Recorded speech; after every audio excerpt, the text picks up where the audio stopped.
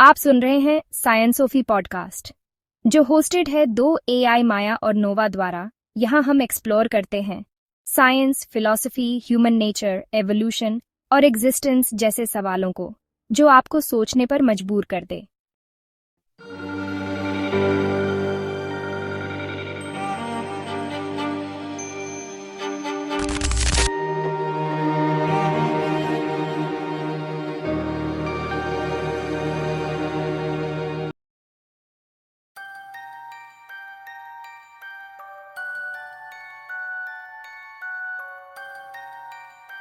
जीवन क्या है?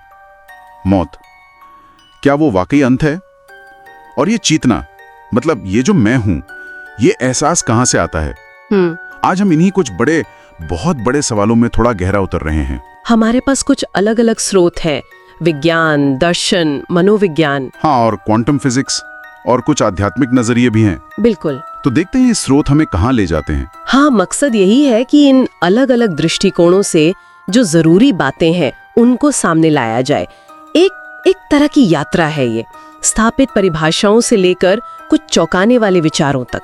चलिए शुरू करते हैं जीवन से। विज्ञान के नजरिए से देखें तो क्या है जीवन? एक स्रोत इरविन श्रोडिंगर की बात करता है। हाँ, श्रोडिंगर वो कहते थे कि जीवित चीजें जो है वो कायनात में बढ़ती अव्यवस्था माने बिखराव के खिलाफ जाती हैं, खुद को व्यवस्थित रखती हैं। अच्छा, जैसे हम अपना कमरा साफ रखते हैं, कुछ वैसा? हाँ, एक तरह से। और कोशिकाओं को तो प्रोटीन आधारित रोबोट जैसा बताया गया है। रोबोट? हाँ, मतलब वो सारे काम करती हैं जो जीवन की निशानी माने जाते हैं। व्यवस्था बनाए रखना, खुद को कंट्रोल करना, खाना, बढ़ना, प्रतिक्रिया देना, प्रजनन करना। हाँ, वो सब। लेकिन मजे की बात यह है कि कोशिका का कोई भी एक हिस्सा अपने आप में जिंदा नहीं है। हैं? मतलब सब बेजान पुर्जे हैं? बिल्कुल, जो बस नियमों से चल रहे हैं पर मिलकर जीवन बना देते हैं। कमाल है। एक और नजरिया है जो कहता है जीवन का आधार है सिम्बायोसिस, मतलब सहजीविता, साथ मिलकर रहना। हाँ, एक दूसरे का फायदा करना। और दार्शनिक रूप से इसे प्रेम के सिद्धांत का प्रैक्टिकल रूप कहा गया है। अच्छा, तो जीवन सिर्फ टिके रहने की लड़ाई नहीं, जुड़ने की कहानी भी है। हाँ, बिल्कुल। और यहीं पर वो वायरस और एआई वाली बात सोचने पर मजबूर करती है। हाँ, वो जिंदा है या जीवन और निर्जीव के बीच की वो लकीर उतनी साफ है ही नहीं जितनी हम सोचते हैं। शायद जीवन बस जानकारी है, ऐसी जानकारी जो अपना अस्तित्व बनाए रखना चाहती है। ये सवाल हमें मौत की तरफ ले जाते हैं। मौत, जिससे अक्सर डर लगता है। हाँ, पर कई दार्शनिक इसे बहुत अलग तरह से देखते थे। सुकरात को लगता था आत्मा अमर है, मौत तो बस आत्मा की आजादी है। और शोपेनहावर के लिए जीवन इच्छाओं और दुखों का एक चक्र था, तो मौत उस दुख से आखिरी छुटकारा थी। लेकिन कुछ और भी थे, जैसे किरकेगार्ड, अस्तित्ववादी। हाँ, किरकेगार्ड जैसे विचारक मानते थे कि मौत का पता होना, कि वो आएगी जरूर, पर कब ये नहीं पता। असल में यही चीज हमें अपनी जिंदगी को मायने देने पर मजबूर करती है। हमें चुनना पड़ता है कि कैसे जिएं। दिलचस्प है, नीत्शे ने तो स्वतंत्र मृत्यु की बात की थी। हाँ, कि जब जीवन का उद्देश्य पूरा हो जाए तो अपनी मर्जी से मौत को चुनना।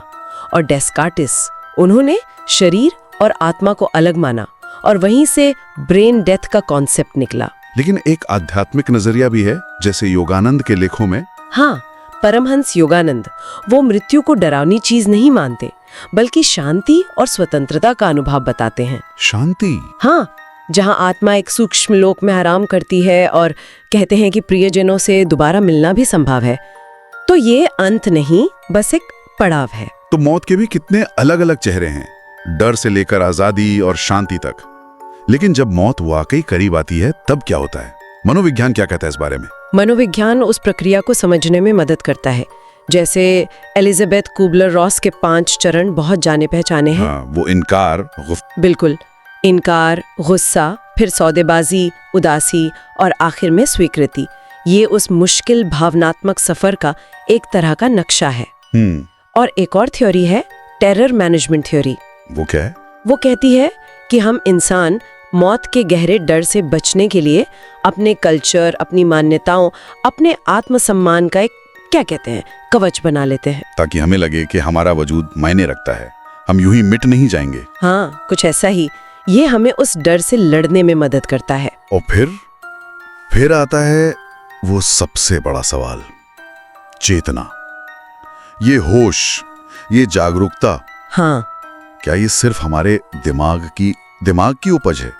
जैसे कुछ स्रोत बताते हैं कि दिमाग में चोट लगने से इंसान का पूरा व्यक्तित्व बदल जाता है।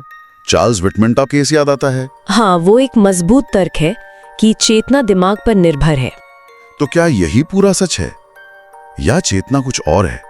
यही क्वांटम फिजिक्स की बातें आती हैं, है ना? बिल्कुल, ये बहुत ही रोमांचक हो जाता है। वॉन न्यूमन विघ्न परिकल्पना है जो पूछती है क्या कोई चीज असलियत तभी बनती है जब कोई चेतन मन उसे देखता है? मतलब क्वांटम लेवल पर? हाँ, क्वांटम दुनिया में चीजें पक्की होने से पहले संभावनाओं की धुंध में होती हैं। तो सवाल ये है कि क्या हमारी चेतना ही उस धुंध को हटाकर एक पक्की हकीकत चुनती है? अरे मतलब क्या हम अपनी सोच से हकीकत बना रहे हैं? इस पर जबरदस्त बहस चलती है। कुछ वैज्ञानिक मानते हैं कि हाँ, अवलोकन के लिए चेतना जरूरी है, और दूसरे कहते हैं नहीं, ये तो रिलेटिविटी के सिद्धांतों के खिलाफ जाएगा। उनका मानना है कि भौतिक चीजों का आपस में टकराना ही काफी है हकीकत को पक्का करने के लिए, चेतना की जरूरत नहीं। पर एक और दिलचस्प विचार है कि शायद दिमाग चेतना पैदा नहीं करता। तो फिर? शायद दिमाग एक रिसीवर जैसा है, जैसे टीवी सिग्नल पकड़ता है। चेतना का सोर्स कहीं और हो सकता है। और दिमाग खराब होने पर बस सिग्नल ठीक से नहीं पकड़ पाता। हाँ, मुमकिन है। ये सब अटकलें हैं पर सोचने पर मजबूर करती हैं। सो जीवन, मृत्यु और चेतना की इस गहरी खोज में उतरकर ये तो साफ है कि पक्के जवाब कम हैं और दिलचस्प सवाल बहुत ज्यादा। बिल्कुल। विज्ञान, दर्शन, मनोविज्ञान, अध्यात्म, हर कोई अपने अपने औजारों से इस पहेली को समझने की कोशिश कर रहा है। आज के स्रोतों ने वाकई कई दिशाओं में सोचने का मौका दिया। हाँ, श्रोताओं के लिए एक आखिरी सवाल छोड़ जाते हैं। क्या ये जो रेखा है जीवित और निर्जीव के बीच, क्या ये वाकई उतनी ही साफ और पक्की है जितनी हम हमेशा से मानते आए हैं? या जैसा एक स्रोत पूछता है, कहीं ऐसा तो नहीं कि ब्रह्मांड में या तो सब कुछ बेजान है या फिर सब कुछ जिंदा, और ये जो फर्क हम देखते हैं ये सिर्फ जटिलता के अलग अलग लेवल का खेल है? सोचने वाली बात है। बिल्कुल। इस पर विचार करते रहिएगा।